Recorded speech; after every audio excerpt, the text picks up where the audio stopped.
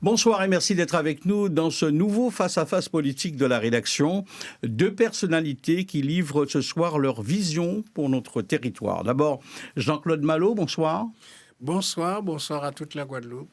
Vous êtes ancien maire de Bouillante et ancien conseiller départemental de la commune et aussi ancien président de l'association des maires de Guadeloupe.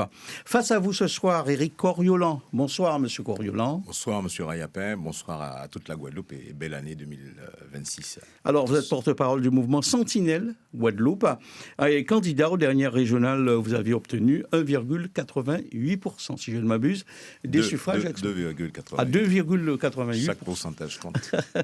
Voilà donc aux dernières élections. Alors d'abord, cette actualité qui semble s'installer durablement dans notre département et particulièrement dans les zones urbaines. Hier soir encore, un jeune de 17 ans a été tué par balle à Pointe-à-Pitre. La question ce soir, elle est toute simple. Où va-t-on, messieurs? D'abord Jean-Claude Malo. On ne sait pas où l'on va. Mais je crains que ça aboutisse, cette situation, à un pays qui va souffrir de la violence. Et cette violence-là, elle sera incontrôlable. Et on se dirige vers vraiment une guerre civile. J'ai eu l'occasion de le dire à un préfet, au Chat. Et je lui ai bien expliqué que nous allons vers ça. Si vous continuez à faire la même politique en Guadeloupe. La même politique, ce serait quoi? La même politique, c'est-à-dire de ne pas regarder et de comprendre, surtout de chercher à comprendre qu'est-ce qui fait qu'aujourd'hui, la Guadeloupe, des adolescents arrivent à cette situation-là. Mais on peut remonter le temps rapidement. Rappelez-vous, il y a une vingtaine, trentaine d'années, on achetait des fusils en plastique pour les enfants et on s'amusait avec ça. Mais ça ne tuait pas. Ensuite, nous devons tous, les plus âgés, les pères, les grands-pères, les mères, les grands-mères, bien comprendre que nous avons accepté une forme de politique ou l'autre, placé à 8000 km, se permet de nous dire comment devons-nous vivre et de prendre des décisions où, par exemple, l'enfant est devenu roi.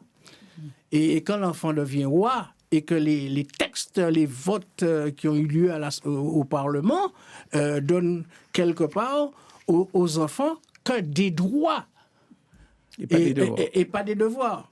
Et puisque l'homme généralement regarde, et surtout dans l'éducation que nous avons reçue, ce qui ne marche pas, c'est le résultat des choix que nous avons faits et nous n'avons pas regardé les conséquences des choix que nous faisons. Alors vous partagez cette analyse, Éric Coriolan?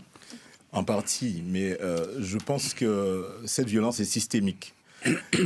On paye aujourd'hui un laisser-faire de nombreuses années, un laisser-faire en matière de politique publique. Aujourd'hui, lorsqu'on regarde la situation de l'emploi et de la formation ici, ça n'est pas pour excuser, je n'excuse aucunement la violence qui existe, on la constate, on la subit, mais avec une situation de l'emploi telle qu'elle est concernant nos jeunes ici, on ne peut pas s'attendre à autre chose. On est pratiquement dans des quartiers à près de 60% de chômage. Dans certains quartiers, je n'exagère pas. Ça veut dire que une jeunesse qui est désœuvrée, livrée à elle-même, alors c'est facile de dire, on entend des discours disant oui, mais il faut qu'ils se retroussent les manches. Le rôle de la force publique, des politiques en l'occurrence, c'est d'accompagner, d'impulser, d'animer, de faire en sorte que cette situation n'existe pas. Il existe quand même de l'accompagnement, des dispositifs, des engagements sur le terrain des autorités. On ne peut pas dire qu'il n'y a rien. Je ne dis pas qu'il n'y a rien.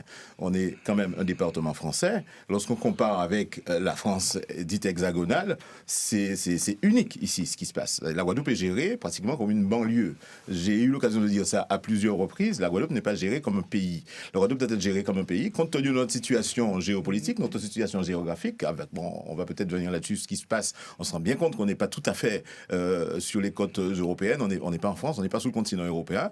Ça veut dire que la Guadeloupe ne peut pas être gérée comme elle a été faite aujourd'hui, comme une banlieue, et je n'en veux pas spécialement à la France. Je dis que nos élus, j'entends qu'ils font preuve de bonne volonté, ils disent qu'ils font des choses. Ça n'est pas suffisant. Ça n'est pas suffisant. Il faut faire en sorte que la Guadeloupe rattrape au moins le niveau d'emploi de la France. Vous allez nous dire vos solutions tout à l'heure. On va vous écouter avec impatience tout à l'heure. Jean-Paul Malo. Mais la Guadeloupe, son bitation. Ils ont l'esprit bitation. Oui. Et ça a un rôle. Oui. Vous avez quand même été président de l'association des maires, maire d'une commune comme Bouillante, conseiller départemental. Est-ce que quelque part vous dites que en fait vous n'avez pas eu les moyens de réussir, ou c'est un échec personnel? Moi, quand j'ai commencé à militer pour mon pays, bien avant que je sois élu, je me suis considéré comme un responsable de mon pays. Ça veut dire quoi? Je m'habitue avec ma culture, la formation que j'ai reçue, à faire quoi? À me poser en tant que tel, un responsable du pays. Et à partir du moment où vous pensez que vous êtes responsable du pays, vous pensez pays. Donc j'ai appris à regarder, à comprendre ce qui se passe. Humainement parlant, vous allez trouver ça partout. Qu'il y a des hommes qui ont toujours tué, il y a des femmes qui ont toujours tué, enfin, etc. Mais à pas raison pour dire qu'on savait comme ça a toujours fait, ou pas apprendre, ou pas accepter. Qu'est-ce qui a changé? Alors, si vous voulez, pour un peu couper M. Malo là-dessus, la différence entre moi et M. Malo, par exemple, c'est que je n'ai jamais exercé. Et ce que je peux reprocher aux gens qui ont eu à exercer ou qui exercent aujourd'hui, c'est l'anticipation. Comme M. Malo, par exemple. Oui, on peut le dire comme ça. C'est l'anticipation. Alors, je ne me souviens pas, je n'ai pas les souvenirs de la mandature de M. Malo, mais l'anticipation. On est contre Éric Rayapin, par exemple, un exemple, je vous donne un exemple concret et récent. Lors du tour de la Guadeloupe, on s'est retrouvé les 3 premiers jours à refaire les routes. M. Malo n'est pas en responsabilité, mais ceux qui sont en responsabilité devraient quand même avoir honte. Alors, tu as de la chance parce que justement, c'est moi qui ai fait comprendre, puisque j'étais représentant de la région, vice-président chargé des sports, c'est moi qui, dès le mois de mai, alors que le tour c'est en août, demandais à ce que tout le parcours soit sécurisé, de mettre des bitumes, refaire les trous, les routes, etc. Non, c'est très bien, et donc s'il n'y avait pas tout de la Guadeloupe, M. Malo, on ne devrait pas refaire les routes. C'est ça. C'est ce que disait M. Coriol. Quand j'y étais, c'était justement ça, parce que je m'intéresse beaucoup à l'homme. Et ça ne date pas d'aujourd'hui. Je suis un chrétien engagé et justement, ça me touche beaucoup d'étudier le comportement avec toutes les expériences que j'ai aujourd'hui. Et dès ce moment-là, rappelez-vous, c'est Guadeloupe, terre de champion, terre de sport. C'est moi, il est un représentant de région. Nous allons aux États-Unis, à Miami, nous venons en demi-finale, mais la Guadeloupe était fière de son équipe. Alors aujourd'hui, c'est peut-être pas la même mentalité, mais il y a une approche différente qui doit être guadeloupéenne, parce qu'on parle d'abord, il faut qu'on parle d'abord avec son cœur et agir avec son cœur. Et c'est pas un rêve. Puisque j'ai fait l'expérience, et vous n'entendez aucun Guadeloupéen dire ouais, Malo, puis il pas été bon, il pas ça, parce que nous sommes construits dans la résistance. Nos parents nous ont laissé une culture, une façon de regarder la vie, de faire, et ils ont lutté tout le temps. Ils n'ont pas été à l'école. Ils ont été qualité tout le temps, pour faire quoi? Justement, pour résister et créer. Alors, pour pouvoir en dire les angles, on va dire, bon, M. Malo a peut-être fait ce qu'il fallait, il allait à terme. Mais pour revenir sur cet exemple-là... Vous n'êtes pas obligé d'être d'accord avec lui, hein. Ah non, mais c'est pas parce qu'il... Il n'est plus en responsabilité dans... tout ça est fait dans la même pariquin. Et donc, aujourd'hui, ce qui se passe, par exemple, pour le carnaval, j'ai vu, moi, des alertes des jeunes carnavaliers, du président de Akio, qui dit qu'ils ont alerté en amont, connaissant la violence pratiquement structurelle de la Guadeloupe, qu'ils avaient alerté les autorités. société, disant qu'il y aura peut-être une flambée de violence. Qu'ont fait les autorités à ce moment-là? Il y a quand même plus de 150 pas policiers suffisamment. mobilisés. Alors dimanche, ils ont maintenu le carnaval et ils doublent les capacités. C'est ce qui avait été fait avant. Bon, je ne dis pas que ça va régler le problème. Le problème, c'est pas là qu'il est. Des fois, sans carnaval, il y a aussi des bien sûr, meurtres. mais c'est pour ça que je vous dis qu'il est systémique. Ça veut dire qu'il faut agir sur l'éducation, il faut agir sur la formation. M. Malo est enseignant de base, et donc il sait de quoi on parle. Agir sur les cerveaux de nos jeunes Guadeloupéens et ne pas les laisser effectivement envahir par tout ce qui vient d'ailleurs. On a pris l'exemple des fusils en plastique, mais aussi l'Internet, les nouvelles technologies, qui jouent beaucoup sur une partie de cette jeunesse précarisée et qui n'a autre chose à faire que de chercher ces modèles pas uniquement sur Guadeloupe, téléphone. C'est partout, Internet. C'est partout, mais comme ça, en les Guadeloupe, méfaits, en tout cas, on occupait des pays à nous. C'est-à-dire que nous, et c'est pour ça d'ailleurs, lorsque j'ai lancé ce mouvement Sentinelle, c'est vraiment cet esprit sentinelle qu'on devrait avoir. Prévoir pour notre pays. Je sais que les choses sont compliquées. Ça ne veut pas dire que ce qui se passe ici ne se passe pas ailleurs, mais à nous, prévoir pour nous qu'à nous peut faire.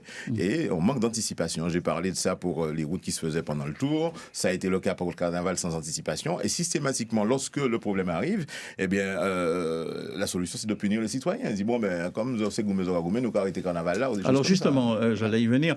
Vous, aujourd'hui, ce soir, vous dites quoi? Il faut arrêter, temporiser, reporter la parade de dimanche prochain.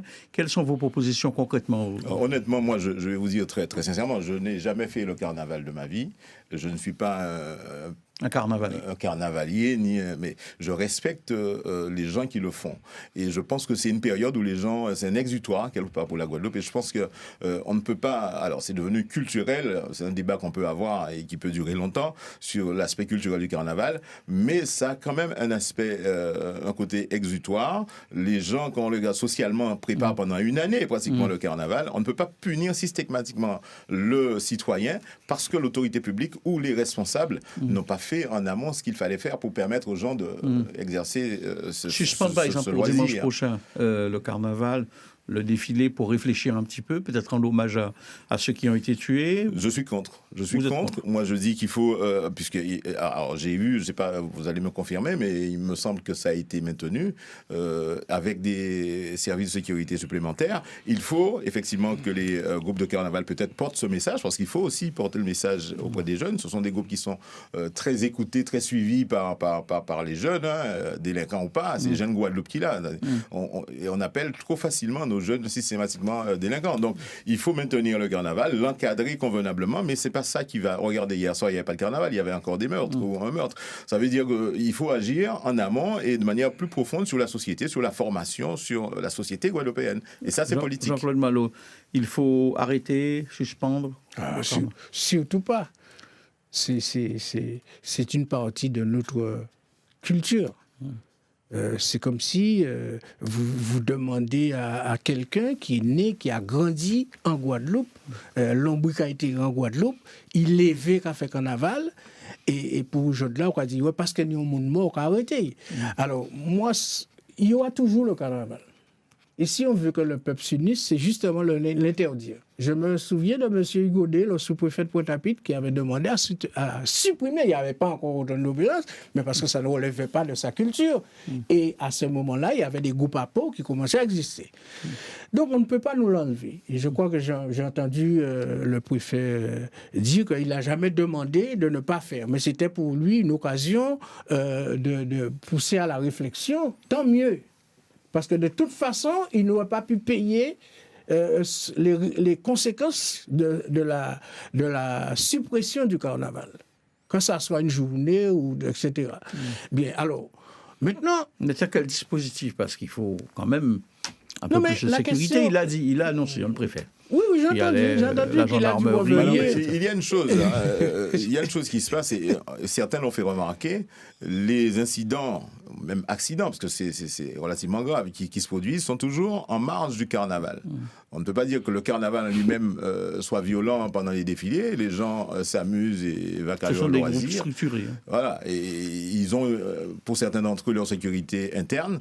Et souvent, c'est en marge du carnaval. Ça veut dire que, bon, je ne suis pas policier, je ne connais pas le travail, mais je pense qu'il y a un travail à faire en amont, à l'entrée, à la sortie des zones où il y a de grands défilés, des contrôles, je ne sais pas comment ça se passe.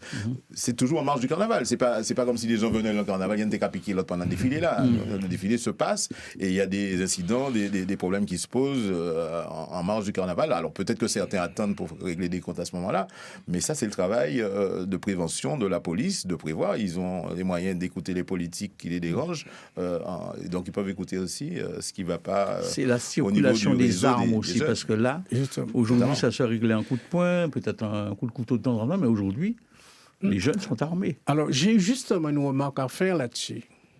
Ça fait partie des conséquences de ce qui se passe. Quand on décide de supprimer le carnaval, ça montre une première faiblesse, c'est que celui qui représente l'État et qui est chargé de la sécurité, il ne connaît pas le pays. Il ne pas connaître lui. Ça c'est pas dans sa culture. Quand vous vous déplacez avec... C'était une proposition qu'il avait faite. Oui, c'est ça qu'il de faire une petite pause pendant le mois. C'est ça qu'il dit, mais là où il est là. Non. Il a dû se rendre compte, tant mieux pour lui qu'il a fait une réunion, mais il a dû bien se rendre compte que les gens qui lui parlaient, qui lui répondaient, s'énervaient. Nous connaissons notre peuple. S'énervaient. Nous payons pour ça. Et pour ça, voilà ça qui est. Ça, c'est quelque chose. Ensuite, le carnaval, tel que ça se déroule, effectivement, c'est pas à l'intérieur. Ça veut dire que les responsables de la Guadeloupe, les responsables du carnaval en Guadeloupe, savent organiser. Et quelque part, on aurait dit non, même si c'est un jour, on les punirait d'organiser le carnaval. Et c'est ce que je dis en Guadeloupe, on ne regarde pas assez les conséquences des décisions qu'on prend. Et ça, pour nous, c'est absolument important. Par la circulation des armes. Ça aussi, c'est un vrai problème. Alors, allez-y rapidement après, M. Coriol. Oui. Quand, par exemple, nous parlons d'armes, qu'est-ce que ça donne en réalité? La situation actuelle en Guadeloupe fait que la population, les élus de la Guadeloupe disent oui, il faut nous donner, même les syndicats, il faut nous donner plus de moyens. Ça veut dire bon, plus de monde. Mais en même temps, on arme et aucun Guadeloupéen qui se respecte ne peut dire je suis contre qu'on mette des gendarmes, etc. Et à l'époque, on a dit Mont-Bleu. D'accord? Mais systématiquement, c'est qu'on a fait armer la Guadeloupe. On trouve ça normal compte tenu de la situation, mais on a armé la Guadeloupe. C'est-à-dire qu'on a demandé l'État plus moyens pour arrêter que le monde. Et le ressenti, c'est comme la météo. Quand vous êtes à 20 degrés, vous ressentez la chaleur à 30 degrés. C'est le ressenti des Guadeloupéens qui est posé, mais c'est aussi le fait que nos élus en particulier demandent à l'État d'armer encore plus la Guadeloupe, de donner plus d'argent. Or, plus ils ont demandé, plus ils ont crié, mettez plus main bleue, qu'est-ce qui se passe? Et c'est que justement, ça donne ce résultat-là. Et la Guadeloupe, comment un pays peut demander à avoir plus de militaires et on n'a pas l'impression, le ressenti, c'est pas que ça marche. Donc il faut revoir, se poser des questions sincèrement, franchement, et puis il faut que nos responsables guadeloupéens admettent qu'ils ne font pas correctement leur travail. Non, vous êtes d'accord avec M. Coriol, là? Ah ben oui, ça arrive que les Guadeloupéens s'entendent. Par contre, je ne suis pas d'accord avec M. Malo lorsqu'il s'en arrête aux armes des gendarmes et des forces de l'ordre qui sont quelque part, oui, armés pour lutter contre la violence. On parlait, je pense que la question portait sur ça, des armes et du trafic d'armes qui existent dans la Caraïbe. Et ça, en l'occurrence, on ne peut pas le nier. Il y a véritablement, compte tenu de notre position, Jean-Claude, géographique dans la Caraïbe, et on sait c'est une plaque tournante de la drogue. Il y a des armes qui rentrent de manière très facile, mais encore une fois, c'est pas toujours pour dire que ce sont les autorités. En l'occurrence, là, ce sont les autorités. Je vais vous donner une anecdote. Il n'y a pas de barrière. Il n'y a pas de barrière, il n'y a pas de surveillance correcte dans la mer Caraïbe. On sait, alors, M. Trump a eu beau, il dit qu'à lutter contre le narcotrafic, la Caraïbe est une plaque tournante, et ça passe par ici, on le sait, et avec la déstabilisation de la Caraïbe, on risque encore d'avoir plus de problèmes. Un exemple, par exemple, on est français aujourd'hui. Moi, j'avais j'avais un projet qui n'est toujours pas sorti, mais dans ce projet-là, j'expliquais que la lutte contre les sargasses, il fallait aller les recueillir en haute mer, par exemple. Je vais en parler un jour plus en détail. Ça serait une occasion pour la France d'être présente dans la mer Caraïbe et de faire double travail, d'avoir la France ni en armée, ni bateau, ni combien de bateaux, aller dévier les sargasses et peut-être ramasser quelques-uns en haute mer avant qu'elles arrivent sur les côtes ici, et en même temps faire un double travail, surveiller, être présent dans les mers Caraïbes, puisqu'elle a les moyens de le faire. Nous, petits pays, peut-être que nous aurions une coopération Caraïbe qui permettrait qu'on gère différemment. Mais aujourd'hui, il y a un véritable trafic qui se fait dans la Caraïbe, trafic d'armes, trafic de drogue, et contre lequel les autorités ne sont pas à la hauteur. Et lorsque monsieur le préfet a comme première solution de venir interdire ou proposer d'interdire le carnaval ici, moi, à sa place, je chercherais à aller en haute mer.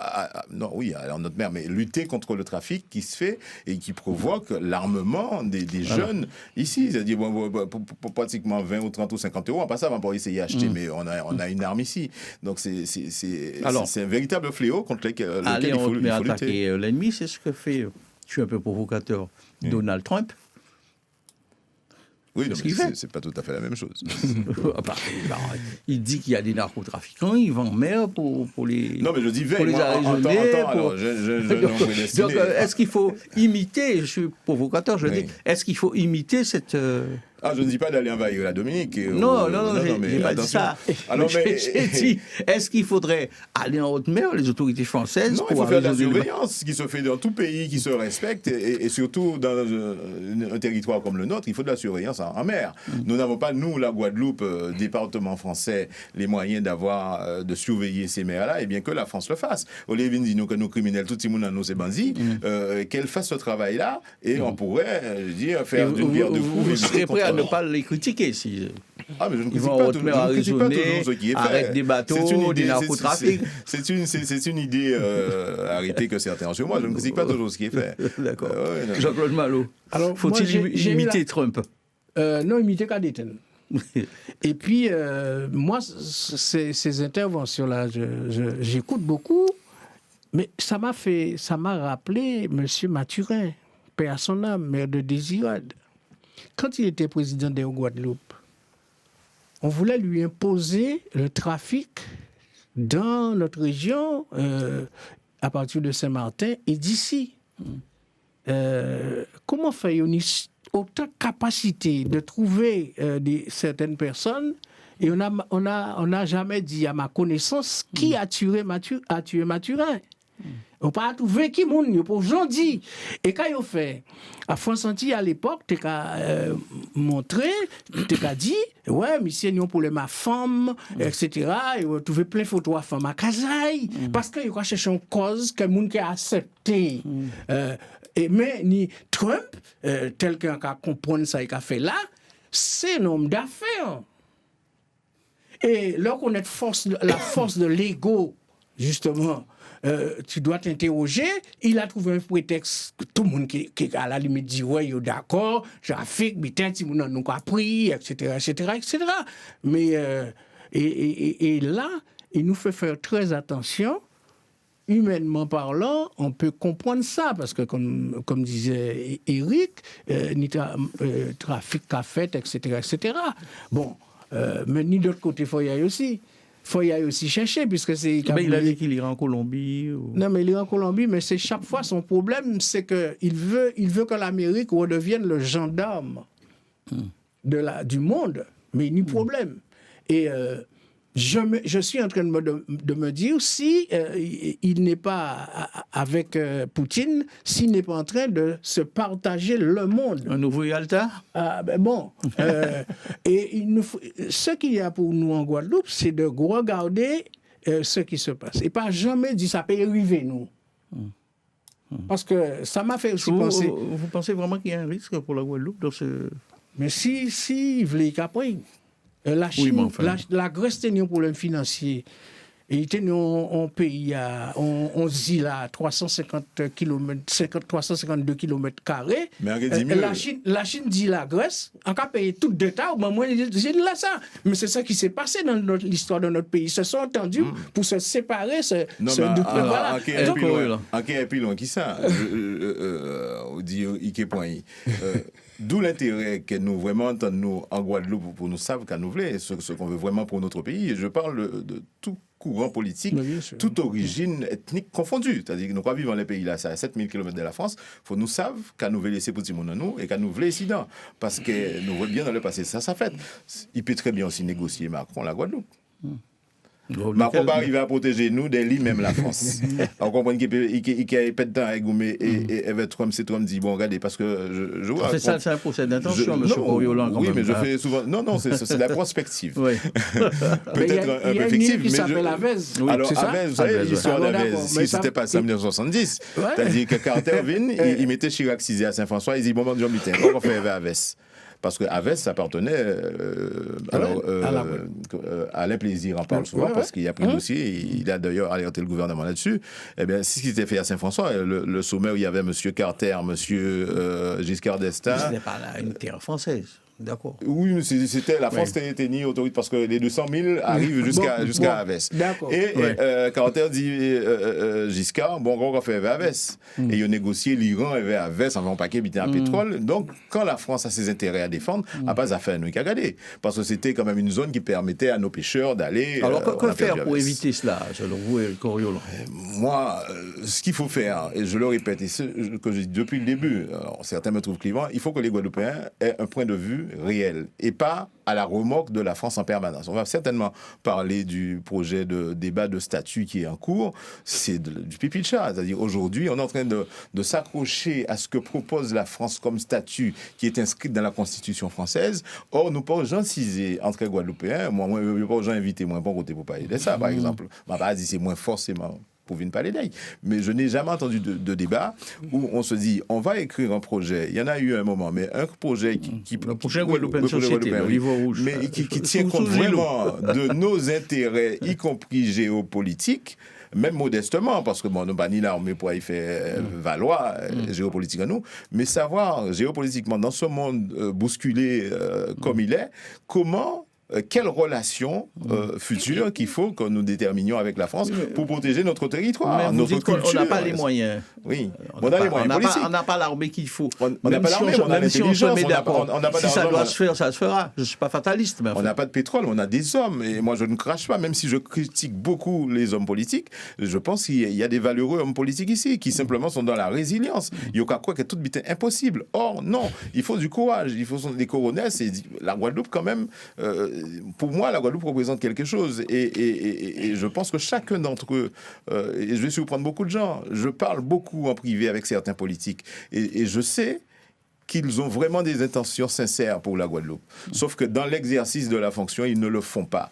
Ou parce qu'ils ont peur, ou parce qu'ils sont, ils suivent, ils sont à la remorque de la France. Or, nous ne pouvons pas en permanence. Il faut que nous fassions valoir ce que nous sommes dans le cadre français aujourd'hui, et pas nous que décider après. Vous avez tenté de le faire, Jean-Claude Malo, ça? Ben oui, avec le rapport Malo, en 1995. Et c'est après ce rapport que M. Lubet, à l'époque, a remis au président du Sénat actuel. Et quand il a lu le rapport, il a appelé Chirac et a dit à Chirac, oui, je pense que là, j'ai lu le rapport, oui, ça peut nous arranger. Et à l'époque, Éric Autain a commencé à dire dans toute la Guadeloupe, l'ancien directeur de l'Office de tourisme, que oui, il faut dépoussiérer la départementalisation. Et c'est à ce moment-là que je suis vite à la Martinique, paix à son âme, pour dire, moi, elle venait de dire que, voilà, moi, là, je ne veux pas de changement, je suis française, etc. Mais quand il voit que le rapport, quand même, il y avait du poids, il changeait d'avis et fait la déclaration de Bastère. Dommage que les gens du Conseil général à l'époque ont complètement nié ce rapport. Mais je rappelle, et c'est important, le nouveau statut de Saint-Barthélemy, c'est moi qui ai travaillé dessus avec l'accord du président Larifla. Le rapport sur l'évolution statutaire de Saint-Martin aussi. Et donc, Niolo, il lui a parlé. Il a parlé de responsabilité. Mon projet est député. Comment ça fait-il qu'ils n'ont pas fait arriver à faire ça? Et moi, fait ça tout en Guadeloupe. J'ai regardé l'arrêté du mois d'avril 60 qui nous donnait la possibilité justement d'aller plus loin. Et c'est à partir de ça que le gouvernement français a dit, voilà, nous pouvons accepter les statuts à la carte, c'est-à-dire chaque côté là, qui statut vous voulez. Et quand j'ai écouté dernièrement Monsieur le Président de la République actuelle, il disait que oui, il nous faut retrouver notre indépendance, notre liberté. Alors moi réagis quand Guadeloupéen qui réagit, ah bon ça n'est pas bon coup de bois, pas bon pour qu'on l'a si, bon bah pourquoi pas bon pour nous. Oui. Vous êtes d'accord avec ça? Là-dessus, j'ai une divergence avec Jean-Claude Malo. Je suis un décentralisateur colonial, mais je suis un extrême centralisateur local. Et j'ai vu de très mauvais oeil, pas le rapport Malo que Jean-Claude m'a offert, que j'ai lu, il y avait des choses très bien là-dedans. Mais vous savez, l'époque où on a dépioté la Guadeloupe de Saint-Martin, de Saint-Barthélemy, pour moi, c'était une force. La Guadeloupe, cet archipel guadeloupéen qui allait jusqu'à Saint-Martin, Saint-Barthélemy, moi j'étais absolument opposé à ce que ça parte en département. Ça se disloque, quoi. Ça se disloque, parce qu'à ce rythme-là, mais on entend aussi aujourd'hui, Marie-Galante qui mande indépendance, les Saintes qui m'en détaillent. Or, c'est cette force, cet étalement dans la mer qui fait notre force avec nos cultures différentes. C'est pas les mêmes peuples à Saint-Martin, Saint-Barthélemy, c'était une force. Je n'ai pas vraiment. Après, bon, ce sont libertés des peuples à l'autodétermination, mais Saint-Martin, Saint-Barthélemy, au Guadeloupéen, on n'a pas eu le courage politique, peut-être à mon avis, de tenir et de souder ça. Et j'ai vu la Guadeloupe commencer à partir en morceaux. J'ai même eu une discussion à l'époque avec un homme politique, je tairai son nom ce soir, qui m'a dit, mais quel problème ça te pose? Mais moi, je suis pour la principauté de ma ville, je suis pour la principauté c'était pas le maire des Abîmes, mais il m'a dit que chaque commune prenne son autonomie et son indépendance. Et en l'occurrence, on a une force, on est une île, on est dans la Caraïbe aujourd'hui. C'était une force qu'on avait. Bon, on va pas refaire l'histoire, mais on fasse attention à ça, parce que c'est pour ça que je dis, à chaque étape, à chaque évolution qu'on prévoit, toujours imaginer 50 ans après comment le pays sera. C'est-à-dire, souvent, on prend des décisions aujourd'hui, et c'est Timon à nous qui a trouvé en babla. Il a dit, bon, quand nous avons fait ça, c'est signé ça. Oui, mais à l'époque, il y avait une ambiance particulière. Quand des Guadeloupéens ont dit, ouais, la Guadeloupe est un petit pays. Ben, c'est petit qui ça? Non, mais Kakaïgo. Bon, alors, je voudrais allez-y rapidement, parce que je voulais qu'on aborde ce qui se passait avant, c'est que Laurent Fabius avait écrit à Dominique Larifla pour lui dire que, bon, ben voilà, c'est vous à vous occuper de ça, parce que c'est la première fois qu'on a vu une commune, ce sont des communes qui ont été transformées en collectivités. Voilà, il y avait une histoire, un débat ici en Guadeloupe qui faisait cela. Et à l'époque, Larifla lui-même disait... quand il a répondu aux indépendantistes, c'est une question de calendrier. Donc, il y avait un vrai débat. Il nous reste une dizaine de minutes. Il nous reste une dizaine de minutes. Et j'aurais voulu qu'on aborde la question de la vie chère, parce que c'est préoccupant pour tout le monde, préoccupante en tout cas pour tout le monde, cette histoire de vie chère. Quelles sont vos propositions? Quel est le mécanisme qu'on pourrait employer selon vous? Alors, face au monopole, quand par exemple, c'est une question du commerce et de la consommation. Quand vous plantez, vous savez attendre de récolter, mais avant de récolter, vous avez rencontré plein de problèmes. À partir du moment où on met des intermédiaires, des représentants commerciaux, il faut les payer. Donc, plus il y a d'intermédiaires entre celui qui produit et celui qui vend, eh bien, évidemment, il y a une augmentation du prix. Plus que celui qui investit,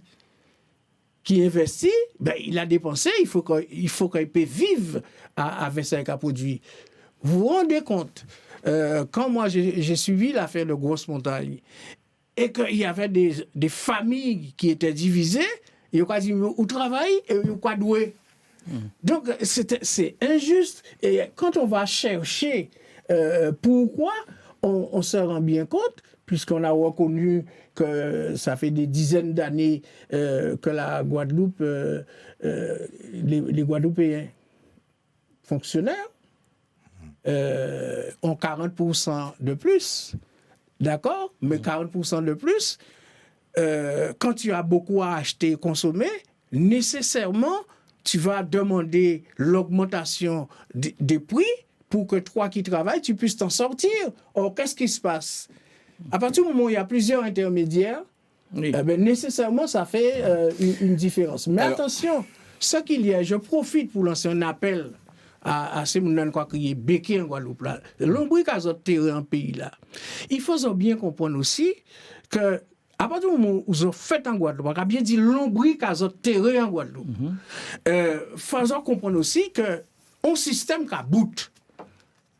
Et un jour, nous sommes obligés de rejoindre les gens qui veulent sincèrement l'autonomie, l'indépendance, pour nous faire aboutir à ça, nous voulons. Et être nous-mêmes. Parce que si nous ne sommes pas nous-mêmes et que nous nous complexons nous-mêmes, évidemment, vous comprenez très bien que ça ne peut pas continuer comme ça. Oui, alors moi, sur la vie chère, j'ai un regard très particulier, mais juste pour répondre à Jean-Claude, moi j'ai une vision très, très ouverte de la Guadeloupe, et en quasi que des fois, les béquets, on va parler là, ils étaient plus indépendantistes que certains afro-descendants de nous ici.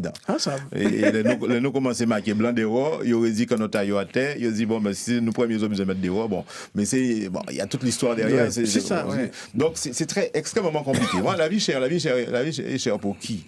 La vie est chère pour ceux qui n'ont pas les moyens d'acheter. Ou quand il y a Monaco, village cher, pas mon pas appelé. Donc on veut vivre, il faut savoir quel modèle de société on veut. On veut vivre à l'européenne, nous voulons vivre comme à Monaco parce que nous allons Lillette, une belle plage. Ceux qui ont les moyens d'avoir de belles villas et de vivre bien ne se plaignent pas spécialement. Bon, ils sont bien contents quand le prix baisse, mais ils ne souffrent pas spécialement de la vie chère. Donc c'est vraiment un modèle de société. Si on accepte et que c'est ce modèle de société-là qu'on veut, il faut qu'on sache qu'il y a le prix à payer. Et dans le prix à payer, il y a la vie chère.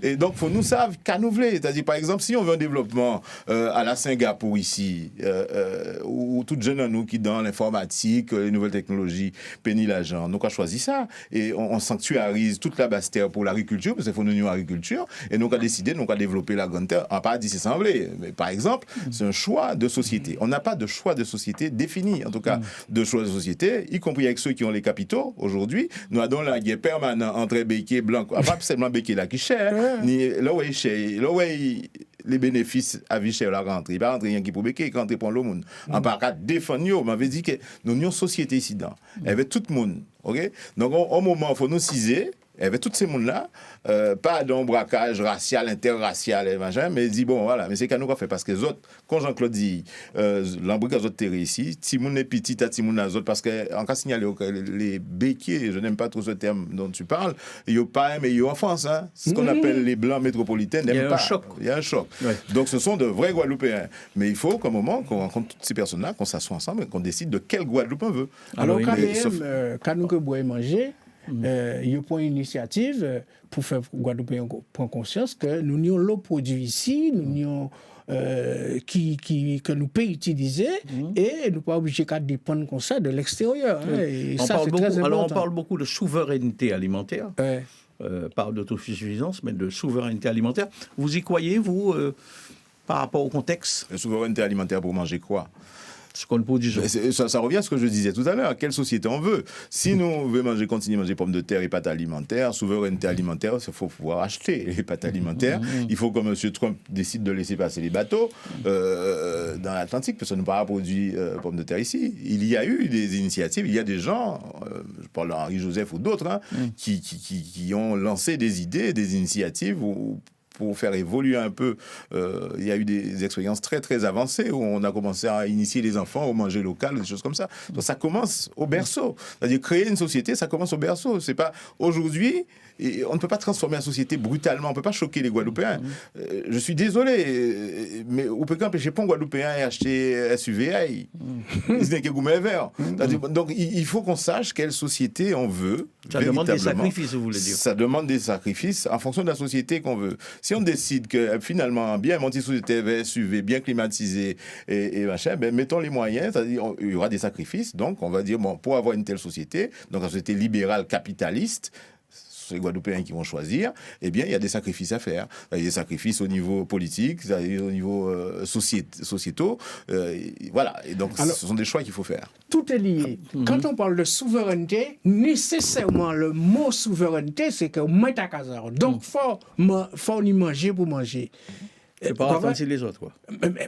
Souveraineté, ça renvoie à un projet de société et tu es dans une situation où tu es de mettre chez toi.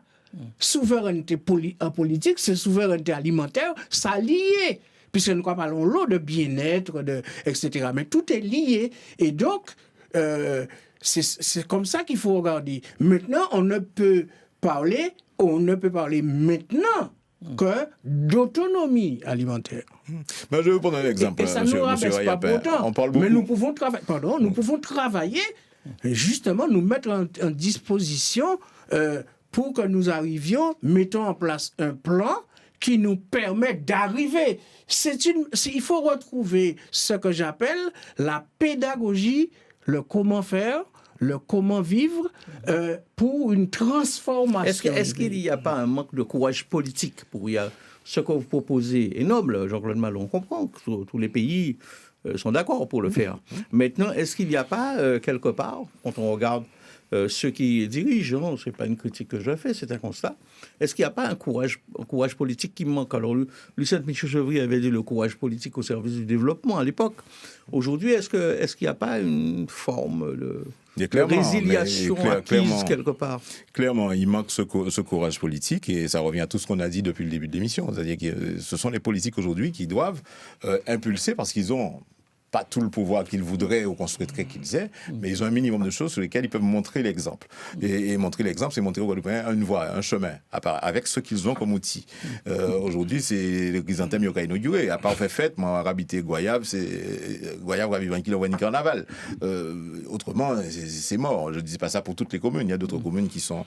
voilà. Donc, il y a un vrai travail des politiques qui sont en place pour montrer l'exemple dans le statut actuel, pour montrer aux Guadeloupéens qu'il y a possibilité de faire autre chose. Ça ne se fait pas. Et on court à la catastrophe. Et c'est dans tous les domaines. Les gens se contentent d'être élus et vivent de leur mandat et renouvellent leur mandat. Ceux qui viennent après font la même chose. C'est un renouvellement d'une classe politique à laquelle, personnellement, j'appelle un renouvellement de cette classe politique. Il nous reste profondément. 4 minutes d'émission. J'ai envie de vous demander comment voyez-vous la Guadeloupe dans 20 ans, Jean-Claude Malo? Je suis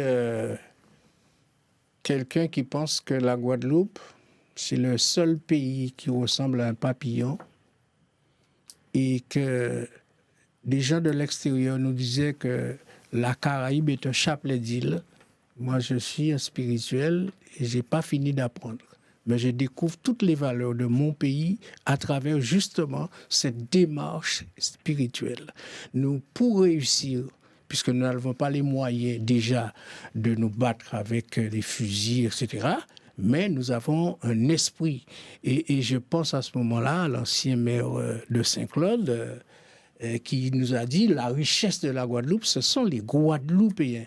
C'était Rémy Nessouta. Et il nous a montré avec l'expérience qu'il a eue en Afrique que la Guadeloupe pouvait se développer, mais il faut que ces enfants puissent prendre conscience que le pays les appartient.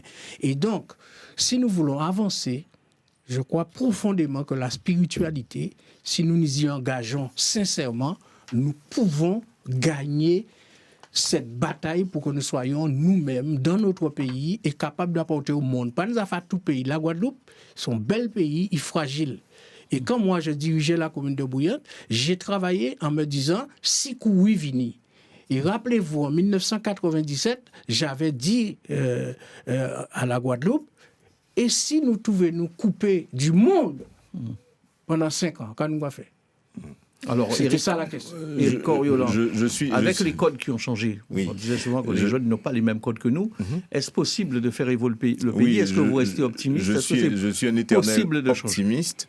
Et c'est pour ça que j'appelle. Alors, vous savez, très rapidement, lorsque j'ai démarré les activités de Sentinelle, c'était pour demander de changer la politique. Beaucoup de gens qui ont suivi un peu Sentinelle à l'époque refusent d'aller sur le terrain politique. Et divergence que j'ai avec certains nombre de mes amis qui partageaient même convictions, je pense qu'il faut passer par ce chemin politique. C'est pour ça que j'appelle et que je me présente aux élections et que j'invite les jeunes, parce qu'il faut un renouvellement progressif de la classe politique, parce qu'il y a des habitudes qui se sont installées depuis trop longtemps, et c'est pas notre jeunesse très, très dynamique, très vivace qu'on va y arriver, les mettre au pouvoir, leur donner des responsabilités dans toutes les communes, à Goya, par exemple, chez moi, à Bouillante, les mettre en responsabilité un peu partout en Guadeloupe pour qu'on commence à proposer autre chose en exemple. Parce qu'il faut des exemples. Rapidement, parce qu'il nous manque 5-10 secondes. Vous voulez faire un exemple?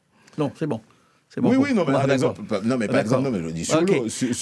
En tout cas, je vous remercie, messieurs, d'avoir participé à ce face-à-face, plutôt un débat qu'un face-à-face, parce que vous êtes d'accord sur pas mal de thématiques, on l'a perçu. Oui, mais c'est difficile de mettre des face-à-face sur place, on va dire ça comme ça. En tout cas, passez une excellente soirée sur Guadeloupe la première, bien sûr.